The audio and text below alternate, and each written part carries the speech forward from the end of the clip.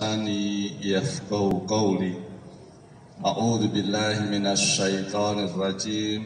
بسم الله الرحمن الرحيم. يا أيها الذين آمنوا اتقوا الله ولتنظر نفس ما قدمت لغد واتقوا الله إن الله خبير بما تعملون. Ikhwan muslimin wal muslimat rahimakumullah. Bapak-bapak, ibu-ibu yang sangat saya hormati, marilah kita memanjatkan puji dan syukur kehadirat Allah Subhanahu wa taala. Seizin Allah atas nikmat iman dan sehat, perlindungan dalam perjalanan, sehingga kita dapat hadir menunaikan sholat subuh berjamaah, dan kita diberikan keluangan waktu oleh Allah, keikhlasan dan kesabaran untuk menahan kantuk kita sehingga kita dapat hadir di majelis ilmu ini. Mudah-mudahan perjalanan kita, langkah kita menuju masjid untuk menunaikan sholat subuh berjamaah kiranya dapat menggugurkan dosa-dosa kita. Dan taklim kita pada pagi hari ini mendapatkan limpahan rahmat dan keberkahan dari Allah Subhanahu wa taala. Salawat serta salam marilah kita haturkan untuk baginda Rasulullah sallallahu alaihi wasallam. Semoga dengan senantiasa bersolawat, berkirim salam untuk Rasul kita, kita semua yang hadir di majelis ilmu pada pagi hari ini, keluarga kita di rumah, karib kerabat kita, orang tua kita khususnya kandung maupun mertua, baik yang masih ada maupun yang telah tiada, kiranya di yaumil qiyamah kelak semuanya akan mendapatkan syafaat dari Rasulullah sallallahu alaihi wasallam. Bapak Ibu yang sangat saya muliakan, kita diperintahkan oleh Allah berpuasa supaya jadi orang takwa. Ini sudah jelas dan hafal. Ya, supaya jadi orang takwa.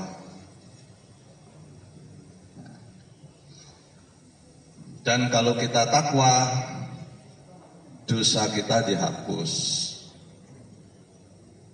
Hadisnya jelas, ayatnya jelas. Man shoma Ramadhana imanan wahdi saban ghufira lahum ma taqaddama min dambi.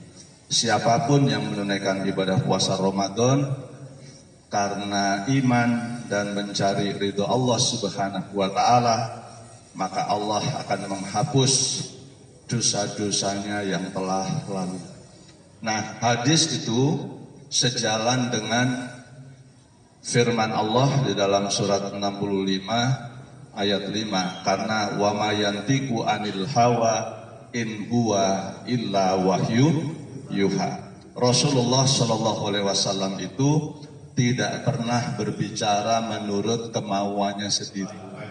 Jadi kata Allah Subhanahu wa taala, jika kita telah mencapai ketakwaan, maka Allah akan menghapus dosa-dosa kita dan Allah akan melipat gandakan pahala amal soleh kita. Surat At-Talaq ayat 5.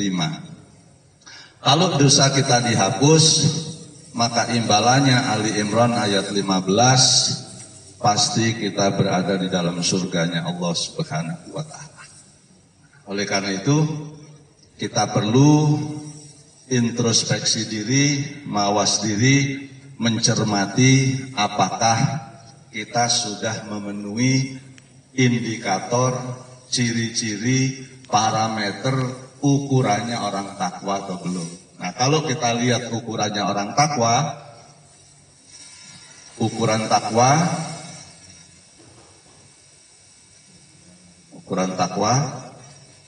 yang bahasa Indonesia yang ini ya, yang standar KBBI.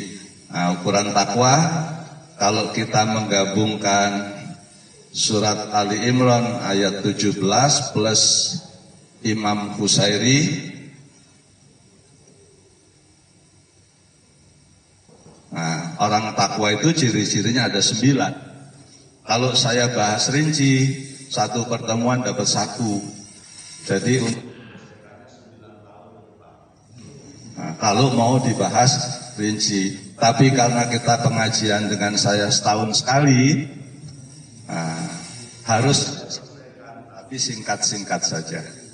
Yang penting kita bisa memenuhi itu. Sebab kalau saya bahas rinci, tahun depan kan lupa tuh, mulai lagi dari satu, akhirnya sampai meninggal bahas nomor satu terus kita. Ciri orang takwa itu ada 9, menurut surat Ali Imran 17 plus Imam Busairi, jadi 1 ciri-cirinya orangnya sabar, 2 benar, strip jujur, 3 istiqomah, 4 selalu berjihad dengan hartanya, beramal dengan harta, 5 sholat malam,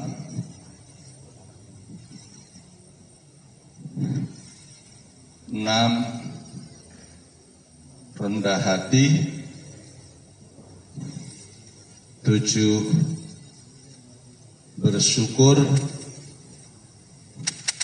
8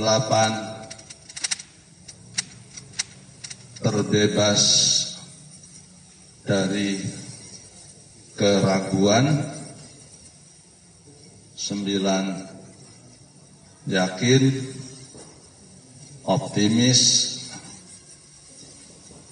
dan seterusnya ya. As-sabirina was-sadiqina wal-qanitina wal-munfiqina wal-mustaghfirina bil ashar, tawadu, qanaah, wara, yakin. Nah, tinggal sebetulnya sudah selesai pengajian kita. Asal sudah ini kita miliki, ini insya Allah jaminannya masuk surga. Rujukannya ini, ya. Jadi supaya sampai di waktu syuruk pukul 6 lebih kurang, kita bahasnya singkat-singkat saja. Tapi nanti sebelum selesai saya akan kasih kesempatan supaya tidak bosan. Nggak ada, saya lanjutkan ya. Nggak ada yang tanya, saya lanjutkan. Pak Idris itu belum sampai pelajarannya pun dari rumah sudah nyiapkan. Nah, jadi singkat-singkat. Sabar ini sebuah keharusan, keniscayaan. Tidak ada hidup ini tanpa sabar. Bapak Ibu perkawinannya itu 40 tahun, itu pasti salah satunya ada orang sabar. Salah satunya aja. Satu sabar itu udah aman. Dua-duanya sabar, qalbun salim, sudah damai sekali hatinya. Dua-duanya nggak sabar, hitungan bulan cerai. Itu udah. Kalau nggak sabar, hitungan bulan cerai. Ya. Atau setahun 2 tahun pertama cerai. Itu kalau tidak. Pokoknya kalau ada di antara Bapak Ibu pernikahannya sudah 50 tahun, 30 tahun, itu dapat disintesiskan, dapat disimpulkan, salah satunya pasti ada yang sabar. Salah satunya pemaaf, ya. Nah, karena panggilan Ramadan sudah jelas, ya ayyuhalladzina amanu. Nah, di dalam surat Al-Ankabut ayat 2, ahasiban nasu ayyutraku ayyakulu amanna wahum la yuftanun. Jadi kata Allah Subhanahu wa taala, manusia itu tidak akan dibiarkan mengatakan beriman tanpa diuji keimanannya. Jadi orang yang mengaku beriman tidak mungkin dibiarkan tanpa diuji kualitas keimanannya. Untuk apa tujuannya? Walaqad fatanna alladziina min qablihim fala ya'lamanallahu alladziina shadaqu wa la ya'lamanal kadzibin. Jadi kata Allah Subhanahu wa taala, ujian itu tujuannya untuk melihat kebenaran, kemurnian, keaslian iman. Kalau saya dosen misalnya, ya, saya dosen punya mahasiswa 40 orang, untuk bisa mengatakan seseorang itu pandai, pintar, kan harus saya uji dulu, Pak. Kalau belum pernah diuji, walaupun saya dikasih tahu ini nilainya 9 semua, Pak, ya saya nggak pernah ikut nguji, bagaimana saya tahu? Angka itu nggak bisa saya pastikan, jangan-jangan dikatrol gurunya. Jangan-jangan gurunya wali kelasnya saudaranya sendiri. Nah, bapaknya, ya nggak bisa. Harus saya uji. Cukup nggak 1 kali. Kalau 1 kali, jangan-jangan soalnya kebetulan yang dia pelajari. Ya kan? Saya kasih hari ini dapat 9,5. Waduh, belajarnya pas banget.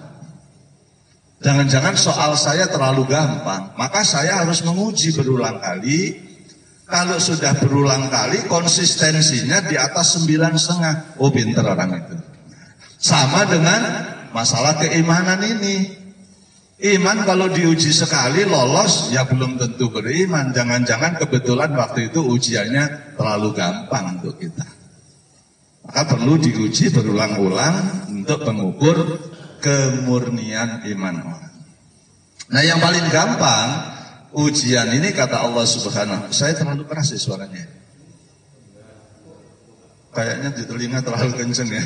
Saya terlalu bersemangat. Saya turunkan sedikit. Nah, jadi Bapak Ibu sekalian, ujian itu nggak usah praktek di luar. Karena yang paling utama itu ujiannya adalah orang terdekat dengan kita. Ya. Surat At-Taghabun ayat 14 15. Ujian itu dari istri sendiri, suami sendiri, anak sendiri. Karena istrimu, anakmu, suamimu, hak itu adalah ujian bagi kamu. Sudah jelas? Contohnya, kalau Nabi Ibrahim, bapaknya sendiri. Kalau Nabi Nuh, Nabi Lut, istri anaknya sendiri. Kalau Asia, suaminya sendiri, Fir'aun. Rasulullah,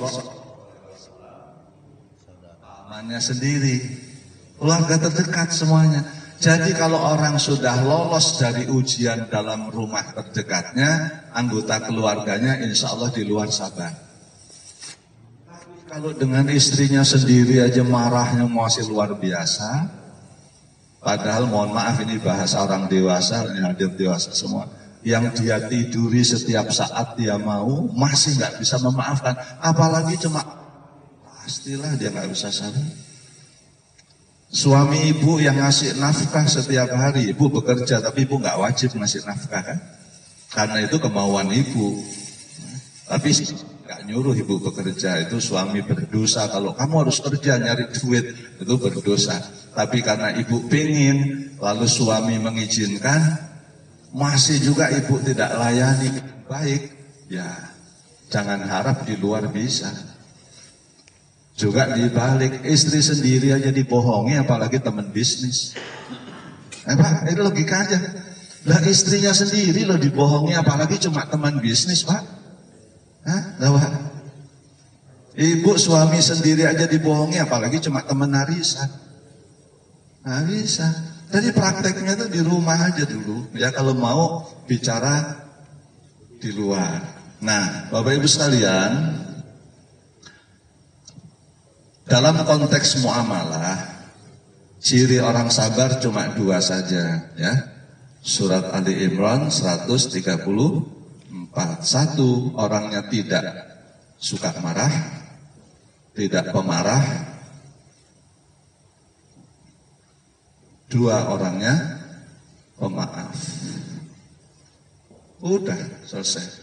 Kalau kita bisa seperti ini, sabar, imbalannya 3. 1, ulaika alaihim shalawatum mir rabbihim wa rahmah wa ulaika humul muhtadun. Kebaikan yang sempurna. Yang kedua, Ali Imran 195, dosa dihapus. Termasuk orang-orang yang diusir dari kampung halamannya, seperti orang Palestina yang tadi didoakan oleh Ustadz kita, oleh imam kita yang kita hormati. Pasti mereka masuk ke dalam surga. Kelihatannya di dunia ini kasihan kan? Tapi jaminannya adalah masuk surga. Tapi saya tidak berhenti di situ. Keprihatinan saya adalah ketika Palestina orangnya sedang berada di dalam lingkungan masjid, diserang, tidak satu pun saya dengar di telinga saya negara Islam yang ingin membela. Tidak satu pun di televisi. Bapak Ibu pernah dengar nggak? Negara Arab, Indonesia, Malaysia, Turki, tidak satu pun. Karena Allah sudah ngasih tahu di dalam Al-Quran, orang Islam itu nggak rukun, suka berpecah belah. Satu masjid aja ada yang nggak rukun. Satu masjid itu, satu RT aja ada yang nggak rukun. Itu umat Islam. Kalau umat Islam di dunia ini rukun, nggak berani Pak Israel, Pak. Nggak berani. Ada Pak di Indonesia aja. Islam sama Islam gontok-gontokan. Nah, itu nanti terlalu lama lah di situ ya. Nah, jadi, dan yang ketiga, itu sudah dipelajari Pak oleh orang-orang. Kan di Inggris walaupun nggak orang Islam itu ada kuliah, ada program studi namanya Religious Studies. Jadi kuliah mahasiswa saya waktu S1 di UNJ, S2-nya ngambil di London, ngambil Religious Studies, itu profesornya hafal Pak Quran, tapi ya nggak sholat karena Quran as a knowledge, sebagai ilmu pengetahuan saja. Gitu. Ya, jadi oleh mereka sebagai ilmu pengetahuan, Quran dipelajari, dihafalkan, Injil juga demikian, tetapi sekedar sebatas sebagai ilmu pengetahuan. Dan mereka sudah tahu orang Islam nggak akan rukun, nggak berani mereka. Makanya luar biasa dasarnya. Ya.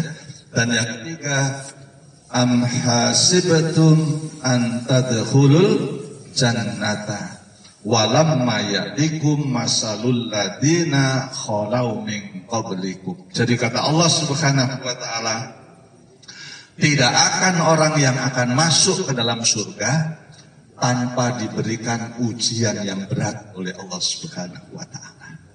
Jadi kalau orang yang mau masuk surga itu pasti ujiannya semakin berat. Itu Bapak Ibu sekalian ya. Jadi masuk surga.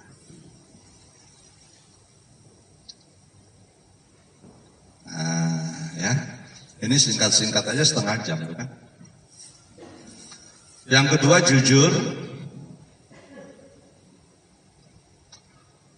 Jujur yang paling gampang ukurnya Bapak Ibu, ini ukuran akademik maupun ukuran Quran, ukuran karakter. Pokoknya Bapak Ibu kalau ngomong sesuai dengan isi hati itu jujur. Bapak Ibu bicara sesuai dengan apa yang ada dalam pikirannya itu jujur. Kalau kita bertindak sesuai dengan ucapannya itu jujur. Nah, jadi itu ngukur kejujuran itu gampang sekali ya. Nah, supaya jujur, ini ayat-ayatnya 24 ayat 24, surat 36 ayat 65, surat 17 ayat 13 14. Yang ini sudah, kalau Bapak Ibu males dengar lagunya Chrisye saja, ketika tangan dan kaki menjadi saksi. Nah, karena Chrisye untuk rekaman itu nggak jadi-jadi, selalu menangis sebelum lagunya selesai. Karena Taufik Ismail mengarang lagu itu diambil dari terjemahan Al-Quran. Ketika mulut kamu dikunci, tanganmu jadi saksi, kulitmu jadi saksi, kakimu jadi saksi. Akhirnya kita terheran-heran nanti di hadapan Allah Subhanahu wa Ta'ala. Kita sampai bicara, mengapa kamu sekarang pandai berbicara kepada kulit kita sendiri. Dan kulit kita ngomong, Allah yang menjadikan aku pandai bicara. Dan semua kita nanti akan dikalungi sebuah kitab dalam keadaan terbuka. Dan Allah mengatakan pada hari ini, cukup dirimu sendiri yang menghitung terhadap semua perbuatan yang kamu kerjakan. Nah, sudah disampaikan ayatnya saja, nggak yakin-yakin kita, makanya nggak jadi-jadi takwanya. Ya kan? Itu yang membuat kita ini takwanya nggak nyampe-nyampe, padahal puasanya sudah 30 kali Ramadan. Sudah 40 kali Ramadan. Ayatnya dikasih tahu pun nggak jujur-jujur. Padahal kejujuran itu secara ilmiah, nanti saya buktikan, karena ada ukurannya secara internasional, korelasinya sangat tinggi dengan kesejahteraan orang. Kalau negara itu dikelola secara jujur oleh pemerintahnya, rakyatnya jujur, pasti negaranya makmur. Itu pasti, Pak. Kalau Indonesia itu belum makmur, itu berarti masih banyak ketidakjujuran. Itu kesimpulannya, ya. Nah, ayatnya di sini kita lihat surat 7 ayat 85, kita dilarang mengurangi timbangan. Dilarang mengurangi sukata. Jangan buat laporan palsu. Jangan menandatangani dokumen palsu. Maka disampaikan oleh Allah di dalam surat Al-Mu'minun surat 23 ayat 8, walladzinahum li amanatihim wa ahdihim ra'un. Kalau orang beriman itu orangnya pasti amanah, orangnya pasti menepati janji, orangnya pasti jujur. Kata Margaret Thatcher, karena Bapak Ibu semuanya usianya pasti sudah tahu, Margaret Thatcher adalah Perdana Menteri Inggris tahun sebelum tahun 90, ya kan? 88, 89, 90, 91 kelihatannya masih Margaret Thatcher.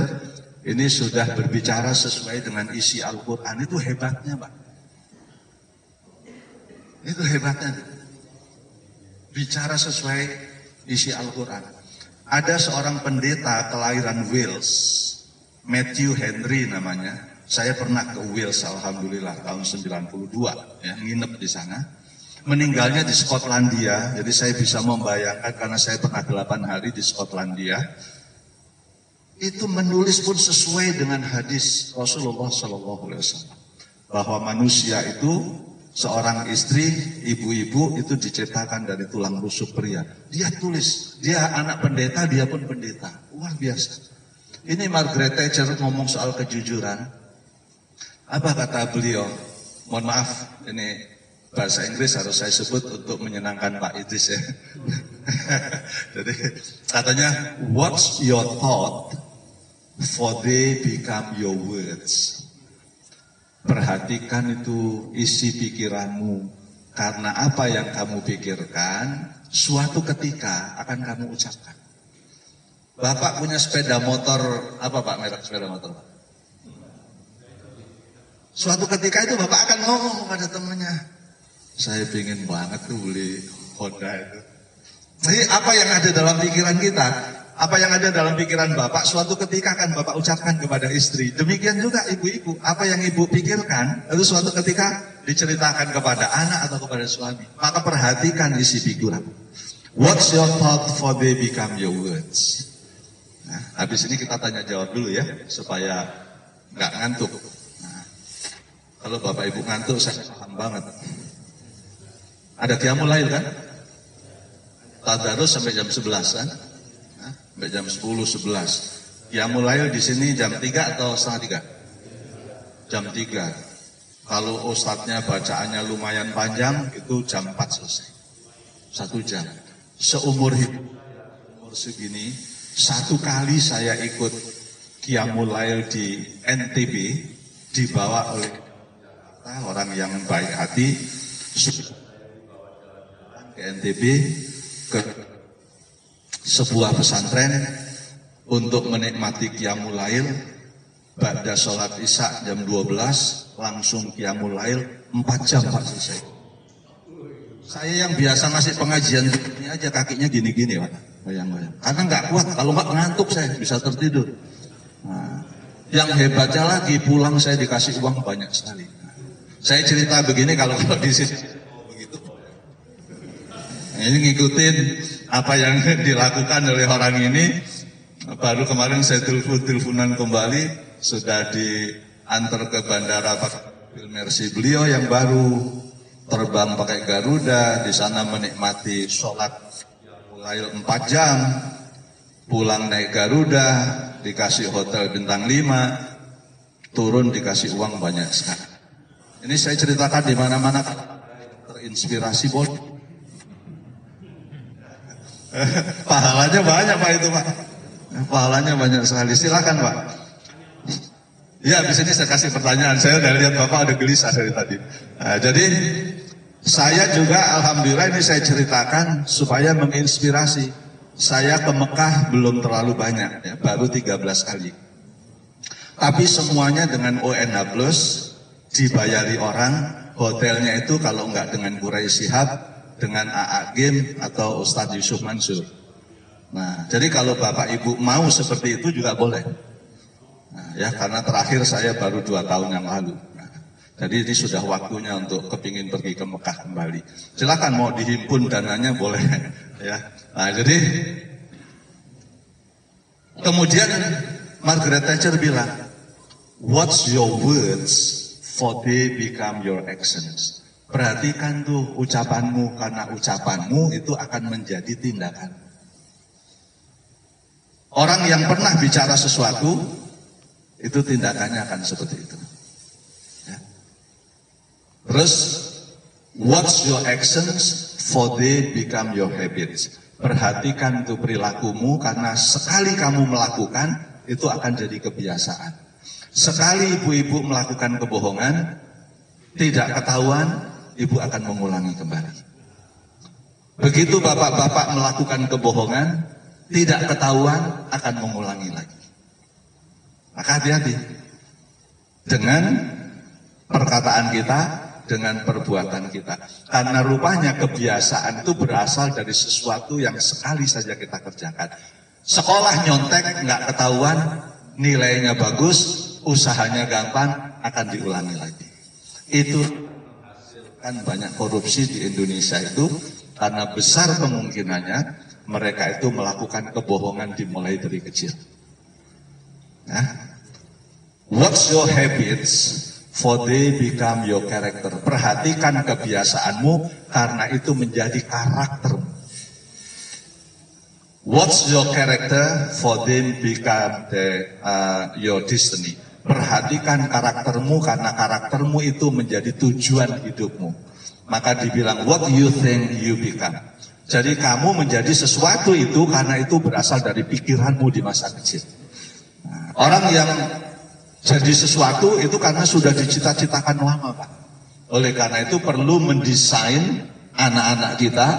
Mungkin kalau Bapak cucu mendesain pikiran anak-anak kita itu dari kecil supaya berpikir positif.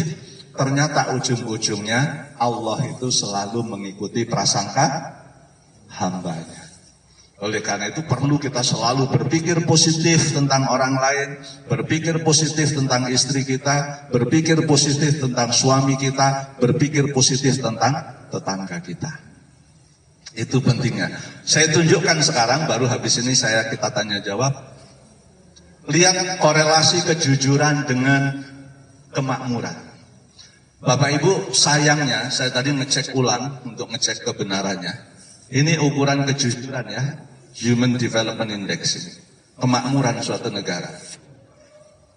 Negara paling makmur di dunia, nomor 1 sampai 20, tidak satu pun negara Islam. Padahal yang bicara kejujuran siapa? Islam. Nomor 1, negara paling jujur di dunia, yang hampir tidak ada orang yang sholat subuh di masjid, hampir tidak ada orang yang sholat isya di masjid, adalah Norwegia, yang belum tergeser sampai sekarang. Maka Bapak Ibu tidak pernah mendengar di Norwegia ada gempa bumi, ada masalah, damai sekali. Malam pintu rumah terbuka, nggak ada kejahatan di Norwegia. Luar biasa. Nomor 2, Irlandia. Tapi sudah bergeser dari tahun 2014, terakhir 2019, nanti diteliti lagi 5 tahun lagi. Hebat, luar biasa. Nomor 3, Bu, negara paling makmur di dunia, Switzerland, Swiss. Negaranya pegunungan kayak Indonesia, tapi tidak ada gempa bumi. Karena kata Allah Subhanahu wa Ta'ala, gempa bumi itu pun ada hubungannya dengan kejujuran. Kita di surat 7 ayat 85, disebut lagi di surat 7 ayat 78, ayat 91, fa'akhodat sumurat sfatu fa'asbahu fidarihim jasimin. Jadi kalau di negara itu banyak korupsi, banyak kecurangan, mengurangi timbangan, salah satunya dari 6 penyebab gempa bumi, kata Allah, aku pasti mendatangkan gempa bumi di negerimu. Dan engkau akan melihat mayat-mayat bergelimpangan dalam rumah mereka. Jadi ciri-ciri negara yang banyak kegoncangan, itu juga pasti banyak kecurangan di negara itu. Ini ayat. Saya tunjukkan lagi ayatnya. Lihat aja surat 17 ayat 16. Wa idza aradna an nuhlika qaryatan amarna mutrafiha fafasaku fiha fahaqqa 'alaihal qawlu fadammarnaha tadmira. Shadaqallahul adzim. Apa kata Allah Subhanahu wa Ta'ala? Kalau aku mau menghancurkan negara, kata Allah, lihat aja sekarang itu, kalau ada yang pegang HP ada Qur'annya. HP Bapak Ibu Islam semua kan? Kalau nggak Islam nggak ada Qur'annya. Kalau Islam itu ada Qur'annya dalam HP-nya. Surat 17 ayat 16, Pak. Terjemahan aslinya begini. Jika aku hendak menghancurkan suatu negeri, aku perintahkan kepada orang-orang yang hidup mewah, orang-orang yang kaya, agar di dalam mengumpulkan kemewahan, mengumpulkan kekayaan, mereka itu memperhatikan firman-firmanku. Tetapi karena mereka mengabaikan firmanku, mengabaikan perkataanku, kata Allah, maka aku hancurkan negeri itu sehancur-hancurnya. Jadi sepanjang di suatu negara itu banyak kecurangan, banyak korupsi, rakyatnya ngurangi timbangan, bikin laporan palsu, pejabatnya bikin laporan palsu, pasti banyak kegoncangan. Banyak masalah. Sudah Bapak cek 17-16. Ya.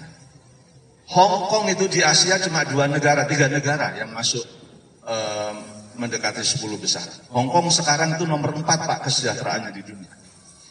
Singapura sudah bergeser, sekarang nomor 11. Tapi nomor 1 sampai 20 kebanyakan negara-negara Eropa, kecuali Australia, mungkin nomor 7 atau 8. Makmur di dunia, Pak. Coba. Jadi luar biasa kejujurannya ini, korelasinya. Finlandia ngajari kejujuran baru 20 tahun yang lalu, sekarang dibilang pendidikannya paling baik di dunia. Indonesia, saat itu ngobrol dengan Pak Mauludin itu, Muhammadiyah didirikan tahun 1912, sampai sekarang orang nggak jujur-jujur. Saya juga sedih tuh, Pak, kalau ada orang Muhammadiyah rebutan proyek. Terus terang saja, saya pengurus di Muhammadiyah. Tapi sedih. Nggak jujur, seneng banget dengan mengumpulkan harta, tapi dengan cara nggak Jujur. Bagaimana kita mau masuk surga bicara kejujuran aja belum bisa. Supaya nggak emosional, tanya jawab dulu Pak. Ya, karena tinggal 15 menit. Silakan Pak Idris sudah. Waalaikumsalam warahmatullahi wabarakatuh.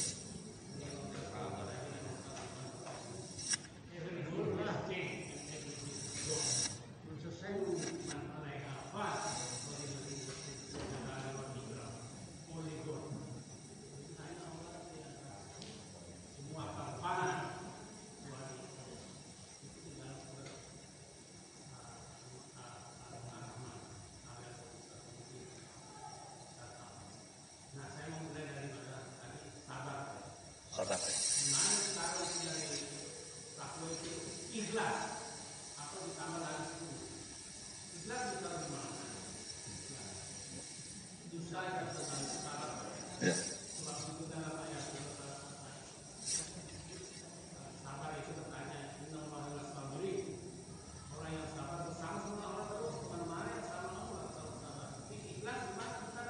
Ya.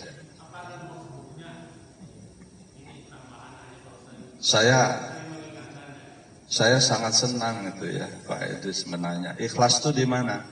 Bapak itu bisa sabar karena ikhlas menerima kekurangan istri. Included kalau dalam bahasa Inggris. Beramal dengan harta, kalau Bapak nggak ikhlas bagaimana? Jadi beliau bertanya ikhlas itu di mana? Ya, tercakup. Tapi ini saya hanya ambil 2 rujukan ya Pak ya.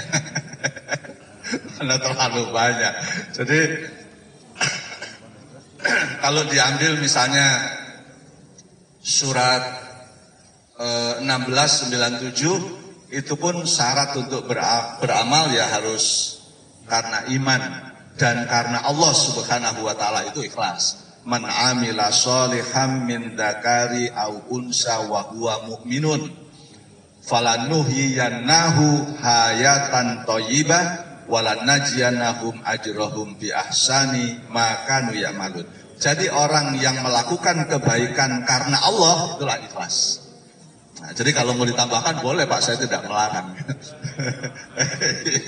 Jadi orang sholat malam ini kalau nggak ikhlas, ya sholat malam yang paling ikhlas sholatnya siapa? Rasulullah SAW. Dari mana taunya?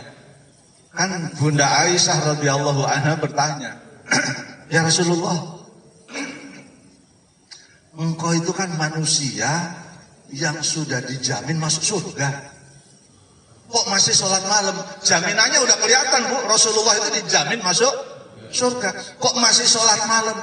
Rasulullah mengatakan, justru karena aku dijamin masuk surga, sebagai rasa syukurku kepada Allah, aku mendirikan sholat malam. Jadi orang yang paling ikhlas itu adalah sholat malam tidak berkebutuhan khusus.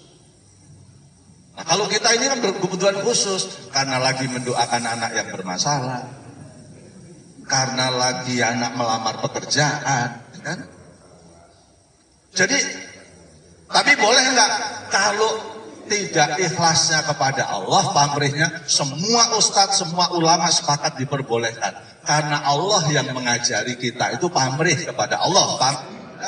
Allah. Jika kamu mendekatiku 1 langkah, aku akan mendekatimu. Itu Allah ngajari. Kalau kamu beramal 1, aku akan balas 10. Allah yang ngajari kita itu pamrih, tapi pamrihnya kepada Allah. Diperbolehkan Pak. Sampai kalau Ustaz Yusuf Mansur dapat berapapun hari ini, nggak nyampe seminggu habis dapatnya, dibagikan semua. Tapi pamrihnya kepada Allah supaya tambah banyak hartanya. Boleh nggak? Boleh. Al-Mughni ya, maka ya. Jadi pamrih kepada Allah. Nah, saya terima kasih Pak Idris mengingatkan karena memang tidak muncul di sini. Hampir semua itu orang bisa bersyukur karena ikhlas menerima ketetapan Allah.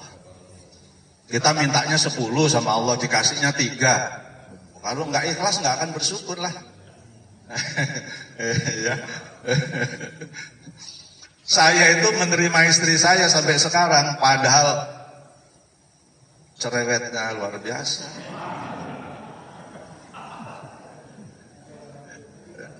Nah, kalau nggak ikhlas menerima kekurangannya udah dari dulu.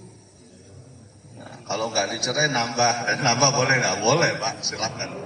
Ya. Saya pun kalau toh ada istri saya akan bilang boleh, cuma nggak berani. Ya. Jadi bisa bertahan karena ikhlas itu tadi, menerima kekurangannya itu. Nah, ya. Jadi pasti apa yang dimiliki oleh kita, istri kita nggak punya. Ternyata yang kita nggak punya, istri kita punya. Makanya suami istri itu dalam bahasa akademiknya complementary, saling melengkapi. Istrimu pakaianmu, kamu pakaian istrimu. Makanya saling menutupi aurat pasangannya. Apa yang menjadi kekurangannya jangan diceritakan kepada orang lain. Lu tadi Pak Ustadz cerita soal cerewet. Contoh saja supaya mungkin itu terjadi pada istri bapak-bapak. Ya, itu saya nggak yakin itu istri bapak baik semua juga karena bapak ikhlas tahan sampai 50 tahun. Ya, ibu pun mungkin juga sudah dari baru menikah 2 bulan sudah tahu kekurangan suaminya, tapi karena sudah ikhlas, sudah terlanjur sayang ya sudah. Ibu-ibu kan suka nonton sinetron Ikatan Cinta ya. Ibu kalau mau nyontoh jadi istri yang baik itu dari sisi kebaikannya, nggak pakai jilbab itu urusan lain. Andin itu kan sabar banget tuh sama Al kan. Saya kan biasa nemenin istri saya nonton. Jadi itu karena ibu Andin itu lihat ngurusnya luar biasa. Itu kalau nggak ikhlas. Dan itu ini bicara akademik. Suami ibu itu sayang, apa sehat karena ibu sayang. Istri bapak sehat karena bapak sayang. Karena secara akademik di sini kalau ada dokter, orang yang disayang itu biasanya bahagia. Kalau dia bahagia, hormon endorfinnya banyak sekali. Hormon kebahagiaannya. Akhirnya juga dia imunnya tinggi sekali. Jadi kalau mau panjang umur ya udah saling disayang aja suami istri udah. Gitu. Kecuali bapak ingin ganti ya jangan supaya cepat meninggal istrinya. Nah, itu teorinya tuh. Ya, ini pelajaran dari Al-Quran sampai bagaimana mau ganti istri begitu cara. Ya, dari ibu juga begitu. Kalau ingin sudah sebel sama suaminya, udah nggak usah disayang biar dia cepat meninggal. Ya, selesai. Ya. Jadi gitu ya Pak Iris ya jawabannya. Kalau ditambahkan ya boleh Pak. Mukhlisina lahudin itu udah jelas. Gitu. Tapi harus diambil rujukan yang lain lagi. Nah, ini hanya kebetulan cuma ngambil satu ayat dan menurut Imam Qusairi. Tapi kata ikhlas itu memang sudah included ya. Beramal dengan harta kalau nggak ikhlas ya nggak ada nilainya. Karena ini semua harus dilakukan dengan basmalah kan. Dan bismillah. Ketika orang mengatakan bismillahirrahmanirrahim, itu sudah dengan penuh keikhlasan. Saya sudah berulang kali kan hadir ke masjid ini, saya selalu menyarankan, apakah Bapak Ibu sudah praktek, itu contoh keikhlasan. Cuma subuh saya suruh bawa uang 20.000 aja tiap pagi. Ikhlas nggak? Tiap pagi 20.000. Oh nanti kurang Pak, berarti nggak iman dong. Bahwa Allah mengatakan manja bil hasanati falahu asru amthaliha wa manja bisyai'ati fala yujza illa mislaha wa hum la yuzlamun. Siapapun yang mengerjakan kebajikan termasuk menafkahkan hartanya di jalan Allah, maka Allah akan memberikan pahala. Bahkan Allah di dalam tafsirnya saya sudah baca sendiri, hartanya pun akan dilipat gandakan 10 kali lipat. Maka saya bilang, kalau ke masjid isi tuh. Di rumah saya kebetulan 2 kotak kecil dari masjid. Saya ngisi juga, dua-duanya saya isi. Sebelum berangkat. Berapa ya Allah yang maha tahu. Ke masjid tiap pagi. Ya, enggak akan miskin. Enggak. Cuma itu pun disebut ayatnya pun Bapak enggak beriman juga. Besok enggak praktek juga tuh bukti. Ayatnya udah ada nih. Enggak usah banyak-banyak deh. Enggak usah. Itu aja tiap pagi ke masjid bawa uang. Nah. 5 kadang masih sekali sampai nggak jadi kan.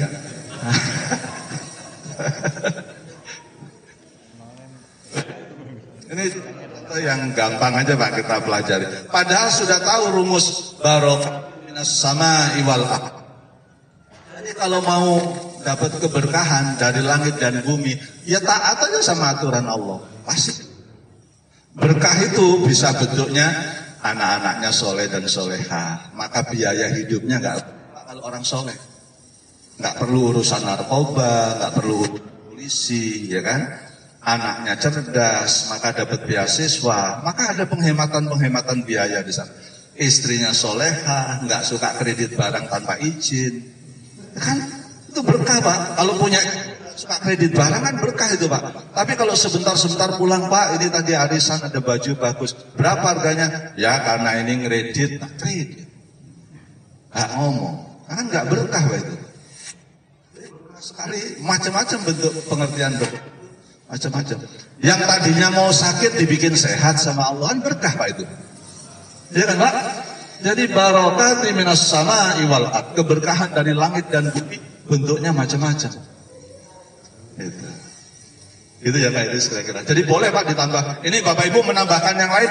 Ya, ini saya hanya dibingkai oleh referensi saja. Referensinya Ali Imran 17, Imam Busairi. Tapi nanti diambil ayat yang lain, Al-Baqarah 277, lain lagi, nambah lagi. Nanti nggak selesai-selesai. Ada lagi nggak Bapak Ibu? Silakan Bapak, terima kasihnya. Waalaikumsalam.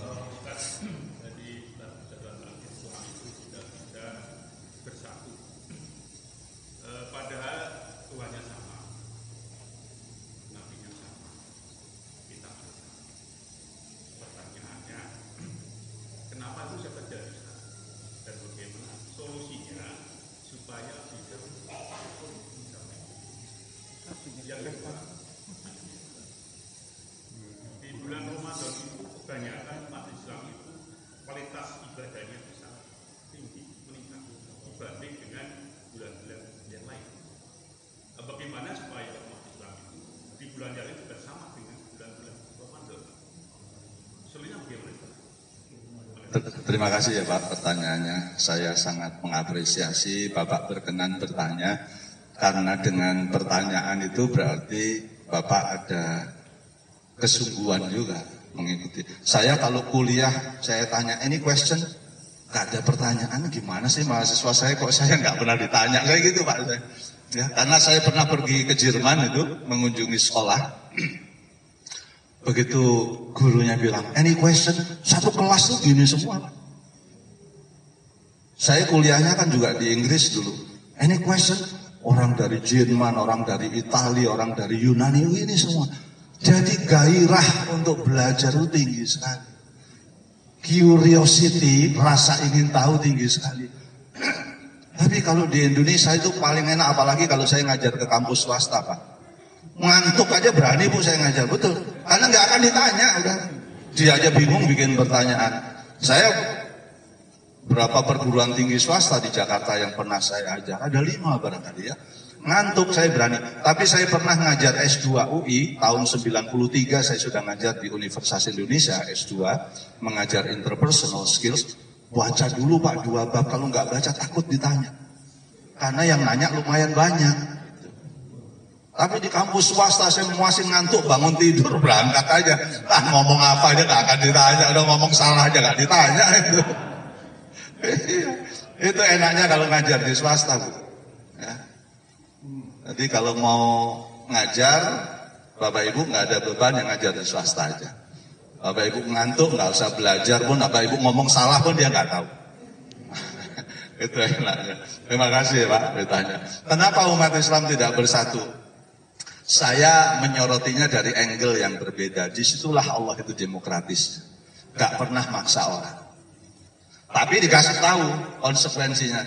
Kalau kamu ngambil jalur kanan ini, kamu masuk surga. Kalau kamu ngambil jalur kiri, kamu masuk neraka. Tapi silahkan kamu pilih.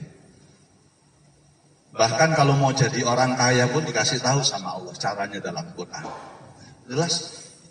Orang Islam itu kan disuruh kaya juga Pak sama Allah. Surat 28 ya, ayat 77. Wabtaghi fima atakallahu daral akhirah. Carilah olehmu karunia Allah untuk keselamatan negeri akhiratmu. Wala tansa nasibaka minad dunya. Tapi jangan sampai karena bercita-cita masuk surga, kamu melupakan kesenanganmu di dunia. Wa ahsin kama ahsanallahu ilaik. Maka kata Allah, berbuat baiklah kamu kepada manusia yang lain kalau ingin hidupmu baik. Wala tabghil fasada fil ard. Jangan membuat kerusakan di muka bumi. Nah, untuk meraih dunia akhirat ini dikasih tahu. Ini akhirat, ini dunia. Jadi tadi menjawab Bapak, intinya tadi saya ulangi, disitulah Allah demokratisnya. Sampai kan Allah bilang pada ayat tertentu, kalau aku mau jadikan semuanya mukmin, ya bisa. Tapi kan berarti Allah nggak demokratis dong, suka maksa manusia. Jadi Allah ngasih Al-Quran itu suruh milih, itu menunjukkan bahwa Allah itu demokratis. Dan itu telah diterapkan oleh Nabi Ibrahim alaihissalam ketika mendidik Ismail. Ketika Nabi Ibrahim itu dapat perintah menyembelih, kalau Ismail itu orang yang otoriter, waktu tidur disembelih.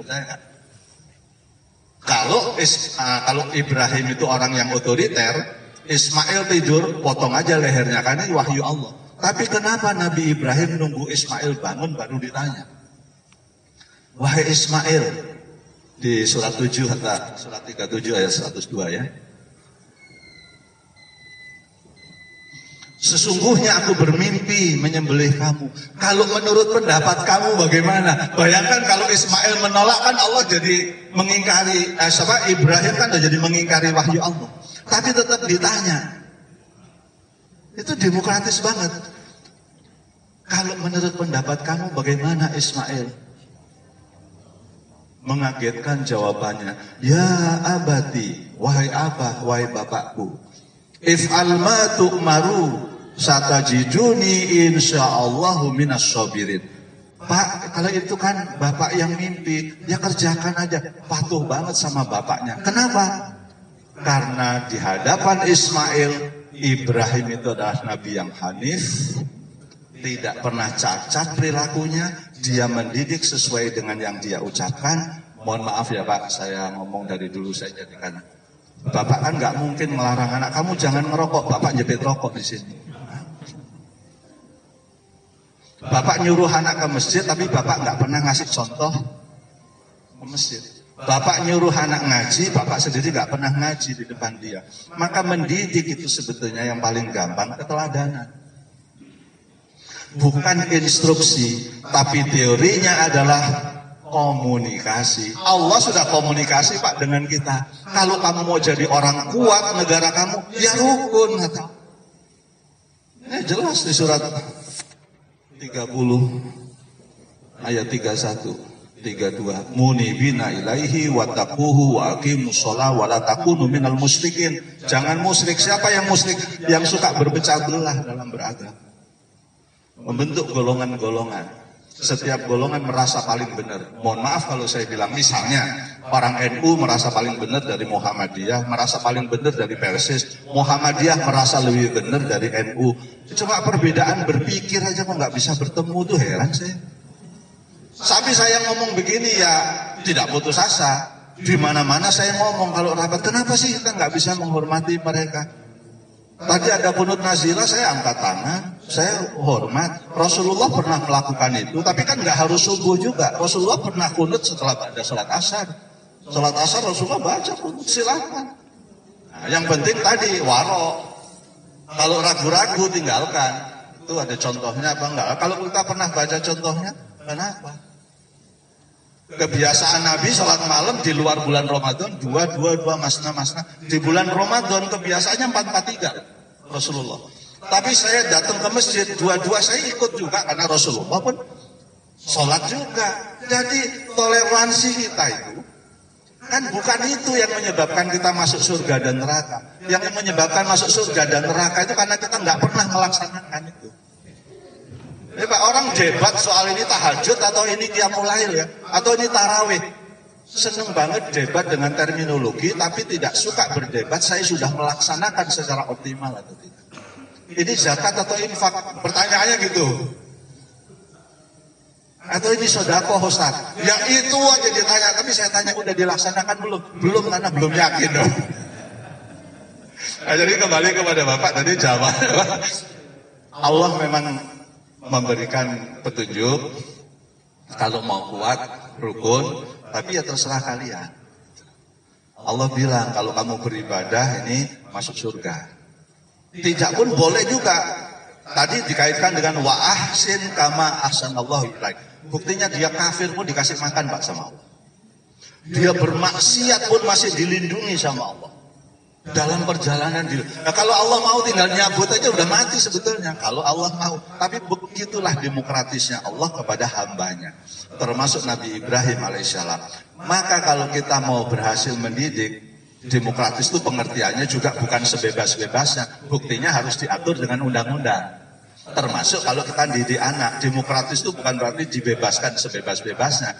Harus ada aturan, nak. Kalau main jam 9 pulang, jam 10 pulang. Tapi kan kalau dia pulang lewat kan nggak harus kita potong lehernya. Kita diskusi lagi. Nah, jadi, tapi intinya keteladanan itu jauh lebih dahsyat daripada instruksi, Pak. Mendidik itu adalah berinteraksi. Diberi kesempatan, istri kita dikasih kesempatan untuk ngasih masukan, jangan diperintah-perintah terus, stres nanti. Sama dengan manusia, kalau semua begitu melanggar mati, orang heran Pak, ini kok orang mati terus kan? Karena yang melanggar di dunia ini banyak sekali. Nah, itu yang pertama Pak ya. Nah, yang kedua tadi di bulan Ramadan kok orang taat, memang sudah dibilang Pak sama Rasulullah Shallallahu Alaihi Wasallam dari hadis Inna Sayyidona yajri min ibni Adam majrodam fadayiku majariyau bilju. Sesungguhnya setan itu beredar di dalam tubuh manusia bersamaan dengan aliran darah. Karena itu bersempitlah dengan lapar. Mufassirin menafsirkan lapar itu dua. Satu makanannya halalan thayyibah, kedua senang berpuasa. Dua-duanya ini berkaitan dengan perilaku setan Pak. Coba kalau kita lihat ayatnya. Ini dari segi makanan Pak ya.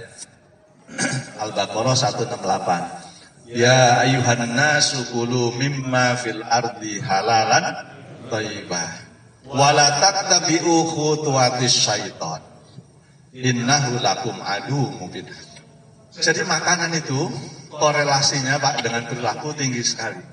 Maka kalau ingin, sampai di hadis yang lain kan Nabi bilang, walaupun kamu berdoa seperti apapun, kalau dagingmu, darahmu, kulitmu dikasih nutrisi dari makanan yang haram, doamu gak pernah sampai. Pakaianmu pun dibeli dengan uang haram, ya doa gak nyampe. Penting sekali makanan. Termasuk akhlak anak-anak kita itu korelasinya dengan makanan halalan thayyibah tinggi sekali. Yang kedua berpuasa. Pejabat kita kalau hari Senin suruh nandatangani dokumen palsu, beliau sedang puasa, jangan sekarang kalau saya lagi puasa. Tapi besok Selasa ditandatangani juga. Dokumen-dokumen palsu di bulan Ramadan ini Pak numpuk karena nanti ditunggu Syawal dulu Pak. Nah, itu bukti. Ya buktinya kita sendiri Pak. Kalau lagi Ramadan maksiat pun kita nggak berani Pak. Nah kok bisa setelah Ramadan balik lagi? Kalau gitu ya sering-sering puasa saja. Nah, itu membuktikan bahwa puasa itu adalah sangat efektif membingkai perilaku orang. Ya puasa. Buktinya kita kalau lagi puasa mau bohongin orang juga nggak berani. Kok bisa begitu masuk Syawal baru tanggal 1? Udah langsung bohong lagi. Jadi benar yang Bapak sampaikan bahwa intinya puasa bukan Ramadannya. Puasa itu membuat orang menjadi berperilaku jujur, maka di sini ada jujur. Itu berasal dari mana? Lah buktinya kalau lagi puasa nggak ada orang di rumah, kita lapar, kita haus kan nggak berani minum Pak ya. Itu kan jujur namanya Pak. Nggak ada orang kita nggak berani minum Pak. Itu Ramadan. Jadi puasa apapun, Senin, Kamis, Nabi Daud, kalau lagi puasa, kita jadi orang baik. Maka kalau jadi orang baik, nggak cukup Senin, Kamis, ya Nabi Daud. Makanya Rasulullah SAW sampai mengucapkan, puasa sunnah yang dicintai Allah, puasa sunnahnya Nabi Daud. Itu Nabi. Padahal Nabi sendiri ngasih contohnya Senin, Kamis. Sholat malam yang dicintai Allah, sholat malamnya Nabi Daud. Maka ditanya, kok sholat malamnya Nabi Daud? Bukannya kok sholat malamnya bacaannya lama sekali, 1 rakaat setara dengan orang baca Al-Baqarah, Ali Imran, An-Nisa gabung jadi 1. Jadi Bapak kalau mau nikah lebih dari 1, Ibu pasti ngizinkan kalau Bapak tiap hari sholat malam. Sekali sholat malam, Bapak selesai itu 3 surat, pasti diizinkan nikah lagi. Saya yakin. Nah, Ibu nggak ikhlas karena nggak pernah ada Bapak mau seperti itu. Jadi jangan cuma nikahnya yang dipelajari, sholat malamnya enggak, kan itu persoalan. Gitu. Saya sampai sekarang juga nggak akan diizinkan sama istri saya. Istri saya tahu kalau saya sholat malam setengah jam selesai. Iya Pak, 11 rakaat itu kalau sendirian ya setengah jam selesai Pak. Rasulullah dari setelah sholat isya 12 malam mulai tengah malam sampai menjelang subuh. Dan itu tiap malam. Sampai Aisyah bangun, kalau istilah orang apa Pak, ngelilir, tahu ngelilir Ibu ya. Lagi buka mata Rasulullah masih berdiri. Tidur 2 jam terbangun Rasulullah masih berdiri juga. Ya ikhlaslah ini kan. Karena pasti bisa mengatasi permasalahan. Lah kita sholat malam aja seminggu sekali setengah jam. Nah, bagaimana? Nah, jadi kesana Pak jawabannya. Ya tentu jawaban saya bukanlah yang paling benar. Karena nanti ada referensi lain melengkapi, referensi lain melengkapi. Jadi bukan berbeda tapi saling melengkapi biasanya jawaban. Seperti itu Pak ya. Bapak Ibu ini sudah suruh dan sudah lewat kelihatannya ya. Juga kasihan Bapak Ibu nanti kalau terlalu lama, capek. Nah, kalau saya udah jelas capek karena ngomong. Terima kasih Ibu-Ibu ya atas keikhlasannya. Bapak saya mohon maaf kalau ada yang keliru. Billahi taufiq wal hidayah. Assalamualaikum warahmatullahi wabarakatuh.